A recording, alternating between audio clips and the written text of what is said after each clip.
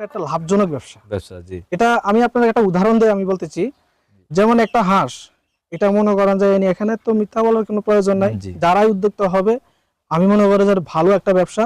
জি। একটা হাঁস 6 মাস হতে এটারে মনে করেন যে প্রতিদিন এটা 5 টাকার আদার খাবে প্রতিদিন একটা হাঁস, হ্যাঁ, জি। 5 টাকার আদার খেলে 6 মাস যদি এটা পালন, এটা মনে করেন যে আপনার 900 টাকার আদার খায়। 900 টাকা, 900 টাকার আদার খায়, যেটা লিগ্যাল। এটা জি। ভালো মানের আদার খাওয়াইলে, তাও ঠিক আছে, ভালো মানের আদার খাওয়ালে। এবং কি এই 900 টাকার আদার যদি